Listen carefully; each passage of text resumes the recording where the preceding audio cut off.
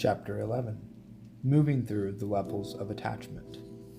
In my experience, the majority of people I encounter in life seem to be at levels 3 and 4, identity and internalization.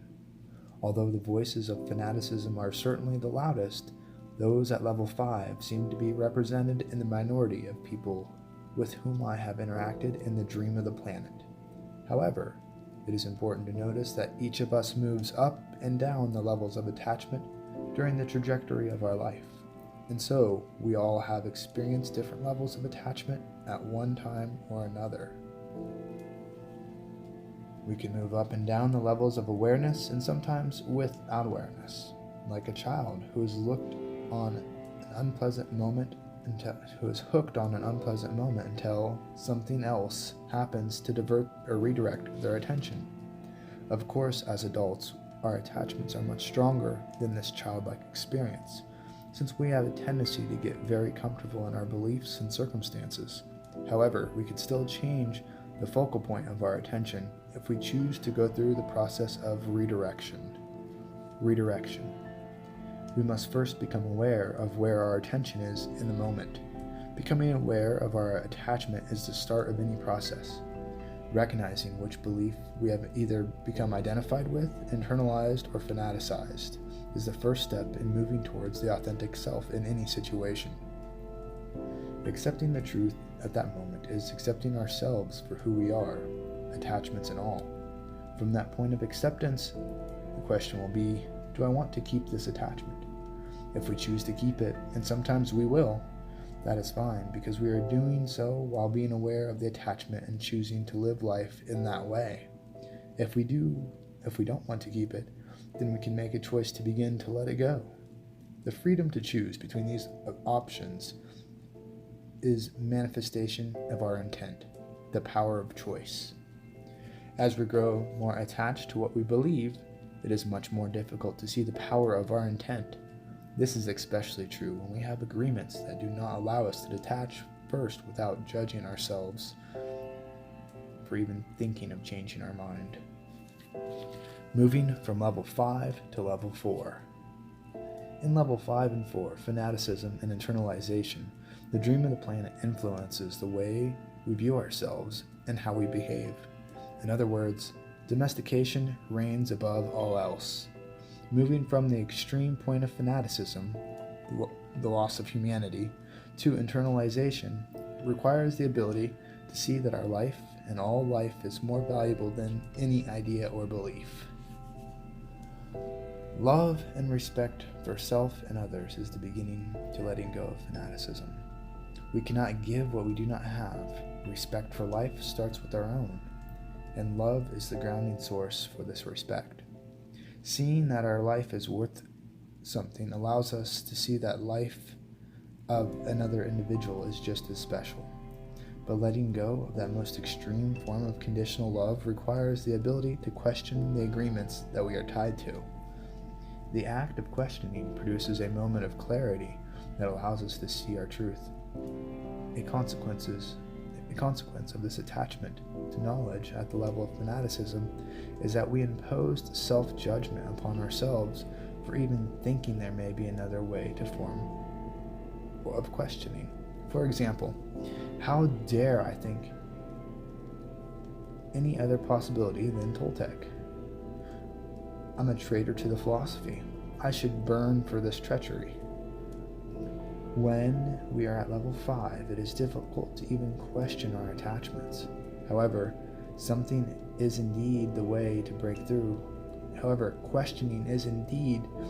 break through this grip our attachment to knowledge has upon our will. The process is a bit like being on the monkey bars. The only way to move forward is to let go of the bar that is behind us and propel ourselves forward to reach the next bar. If we do not let go of the previous bar, we won't be able to move forward. A moment of doubt in a belief can be the crack that will begin to expand our perception. Doubt is a form of skepticism, with the willingness to learn allows us to withhold our agreement until we have clearly heard and considered everything that pertains to our belief.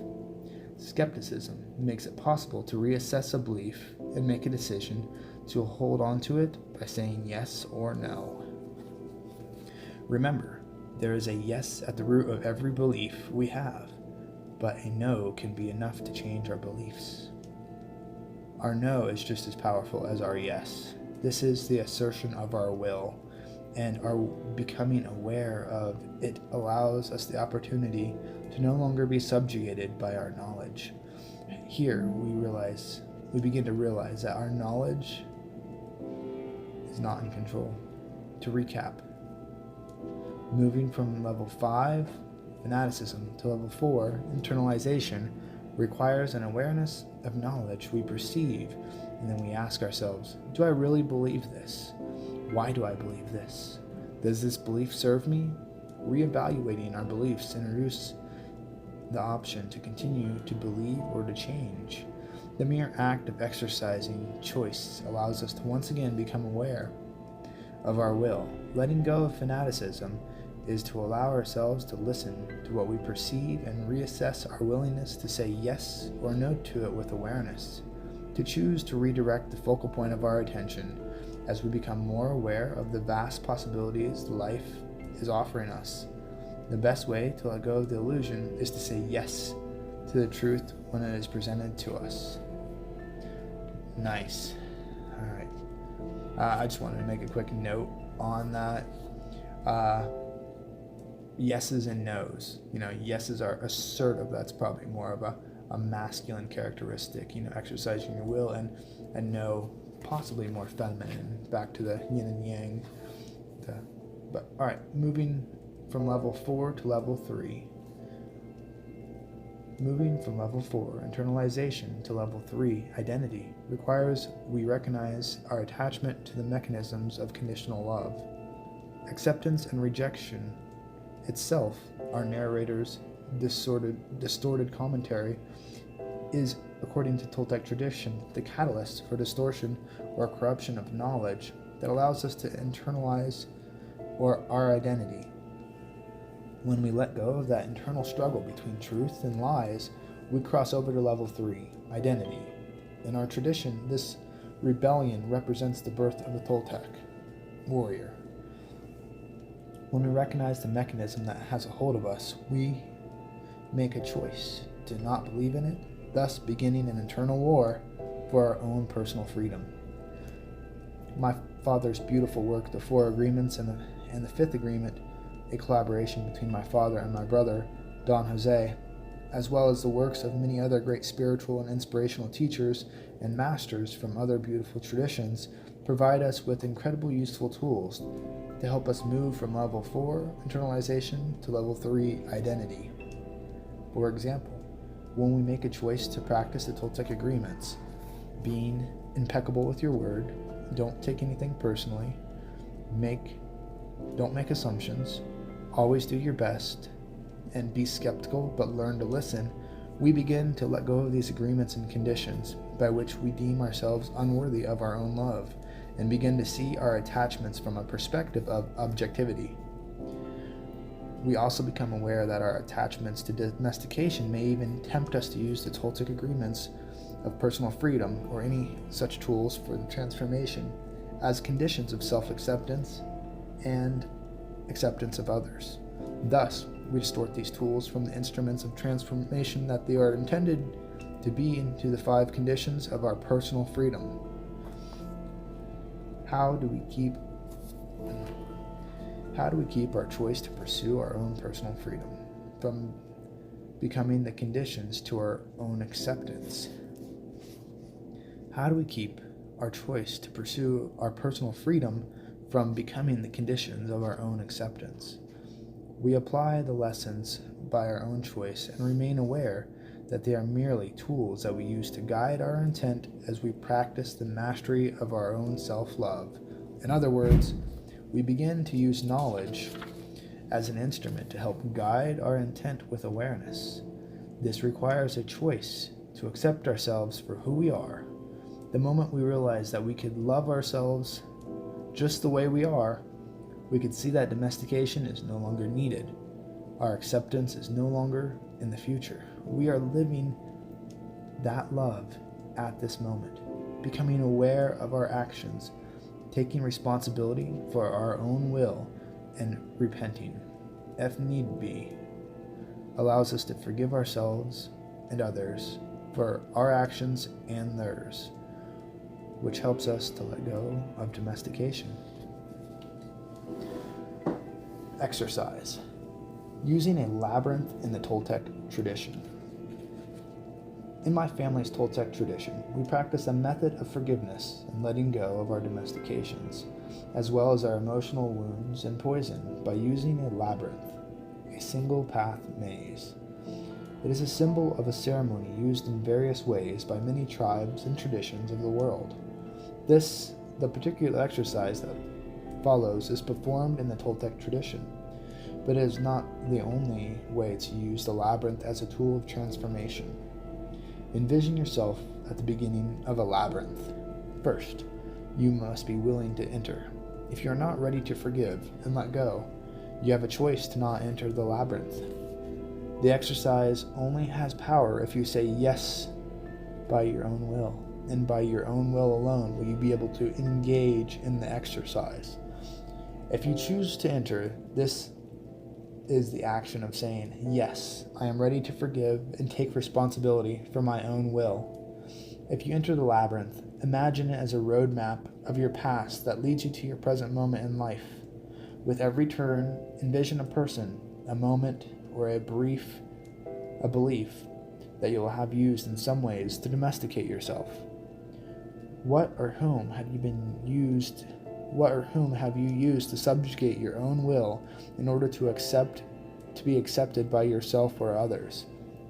When you hold that vision in your mind, a person, for example, stop, envision him or her, and become aware of how their words have contributed to your own domestication, and say, forgive me, I have used your words to go against myself.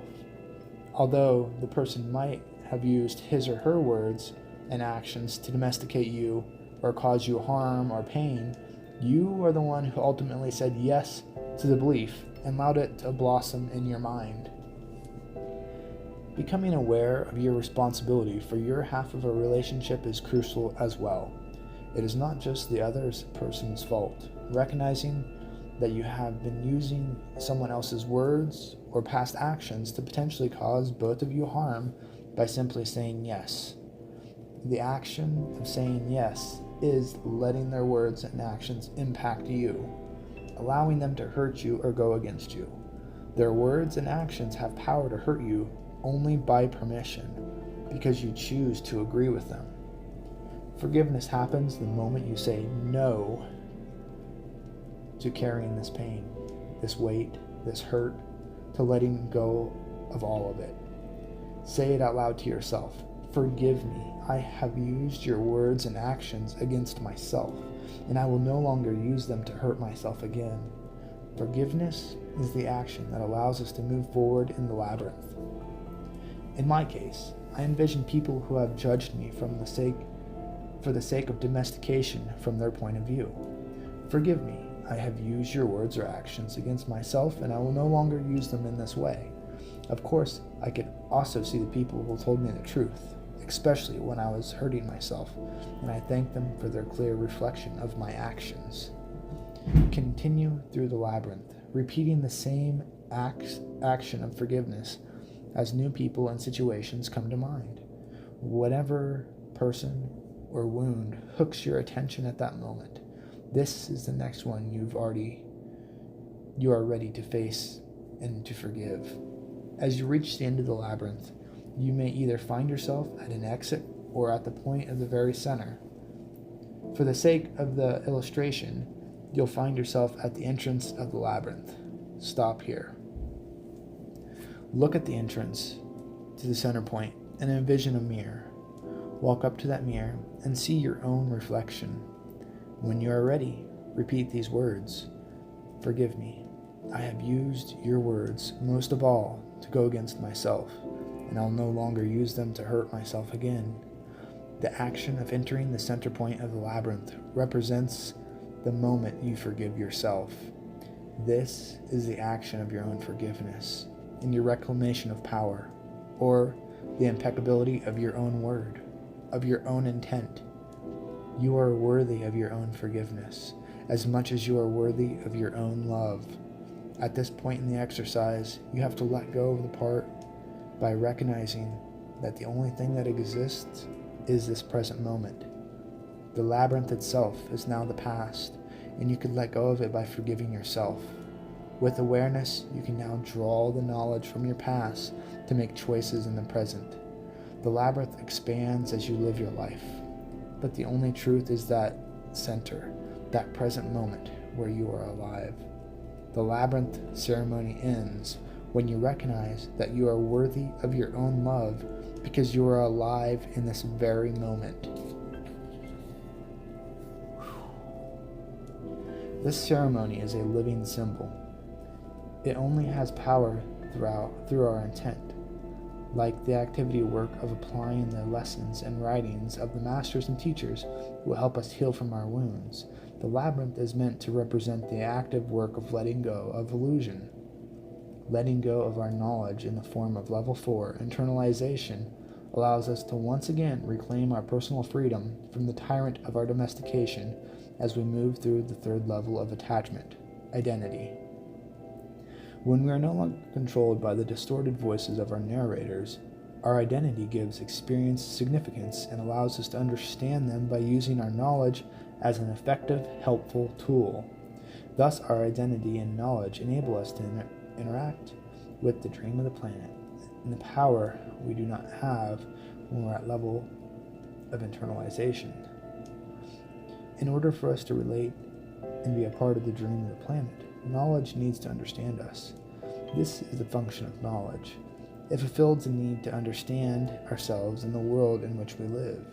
We use it to manage our experiences of life and to express our impressions of it.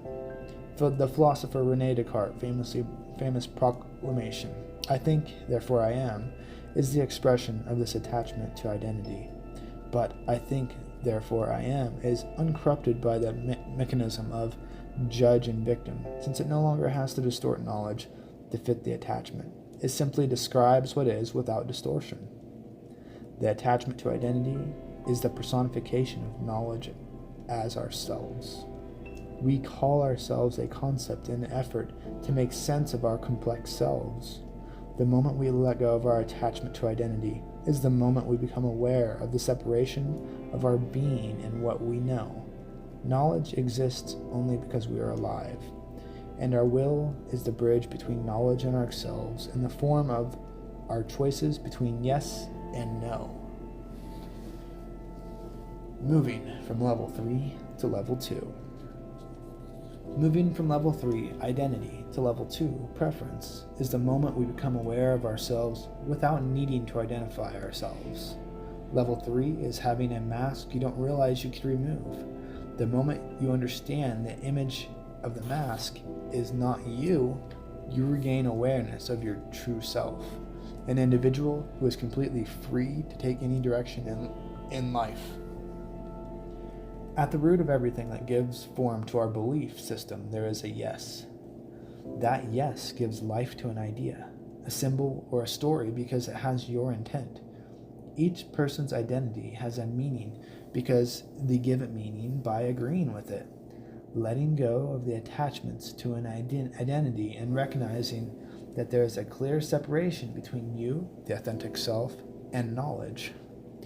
The line is your yes or your no. It is your intention.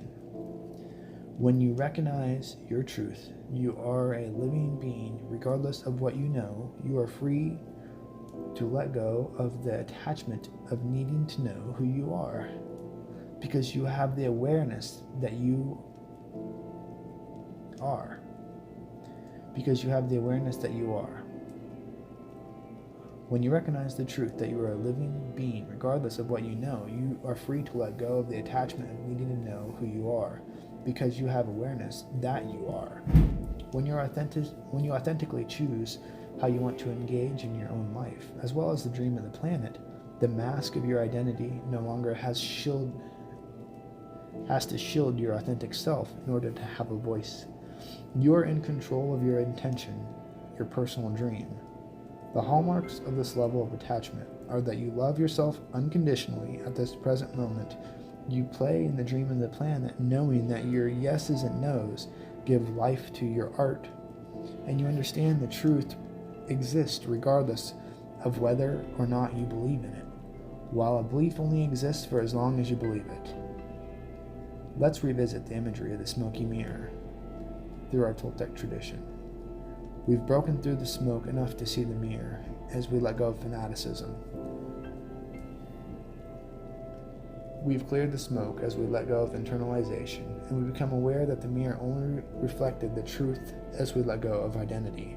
Now we let go of preference, and we become aware of being the truth that the mirror reflects. Moving from level 2 to level 1.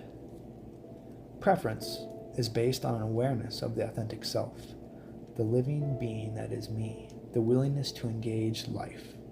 We have the awareness that the present moment can take any direction, but there is a preference for a certain direction. Regardless of that preference or the action we may take based on it, the awareness of the authentic self will endure. We can engage completely in the moment or concept. Moving from the preference to the authentic self is simply the act of disengaging from our preferences as the moment passes. When we could re-engage, attach, or disengage, detach at will, we will choose to live in the moment. When we choose to live in the moment. What is the authentic self? Here's a quote by William Shakespeare. What is in a name? That which we could call a rose, by any other name would smell as sweet. The level of authentic self is a name or term that simply describes the living being that has the capacity to engage life. The authentic self is presented throughout each and every level. We simply have filters that block our awareness of it. We can choose to be our authentic self as a being who is completely free of attachment, if that is what we choose to be. The state can be temporary, reached through meditation or other similar practices. I say temporarily because our awareness normally fluctuates throughout our lives as we engage the dream of the planet and are tempted by the mechanisms of the judge and the victim. The authentic self is the living being that gives life to our bodies, enabling us to perceive and project life and interact with the dream of the planet. It is the energy that moves this pen across the paper until the being leaves this body. It is pure, unlimited potential. What is me if it is not my identity or my authentic self? Is the question my knowledge asks me. Even the labels we are using, authentic self, is a symbol to express something we don't express something we want to understand. Who am I? This is one of the most important questions on the spiritual path. The answer cannot be put into words. Yet, I know that I exist. Just as I can say, I am not this body, I could also say, I am not this mind. If I am just this living being giving both my body and my mind life, an empty definition whose meaning can only be determined by my yeses or nos. The 5 levels of attachment aren't rules or guidelines for achieving level 1, the authentic self. The 5 levels are simply a framework to help us become aware of where we are at in the moment in relation to the various things in our lives. We could look at any situation and determine what is driving our thoughts and behavior as far as a particular attachment is concerned. With awareness of how attached we are to a particular belief or idea, we regain some very important: our ability to make a choice and say yes or no all over again. The true freedom we have as individuals is to be able to choose with full awareness of what we want and don't want, instead of allowing our knowledge to dictate what we are supposed to be. Instead of letting our knowledge dictate what we are supposed to be or choose. Our freedom to choose is true freedom. It is free will. If we choose to remain attached to something that it brings us pain, it is because that thing also comforts us in some way. Knowing this, we have the opportunity to further examine ourselves. If we are unaware, we go through life with blinders on, a slave to the distorted commentary of our narrators. But with awareness, we will be able to answer my grandmother's question: is knowledge controlling you, or are you controlling knowledge? The answer is truth of where I am at the moment. The answer is the truth of where I am at this moment, and the truth will set me free. When you are ready to let go of an attachment, all that is required to begin is a willingness to say, yes, I want to let go. And that is the simple beauty of it. From a place of awareness, we no longer require the mechanism of the judge or the victim to motivate ourselves. Our new motivator is passion, stoked by the unconditional love and recognition of our limitless potential to move forward in the trajectory of our choosing. Beautiful. That was the end of chapter 11, and that was beautifully put. To be able to move up and down the levels of attachment with our own will, with awareness, to see where we are and to see if that's where we want to be and to choose. It's beautiful. It's beautiful. The next chapter is chapter 12, uncovering our stories and assumptions. We have probably about 107. Got about 40 pages left in this book. Then we'll be finished. After that, I'll make an official summary of the book, and we'll start the next one. Thanks for listening, and I'll speak with you guys soon.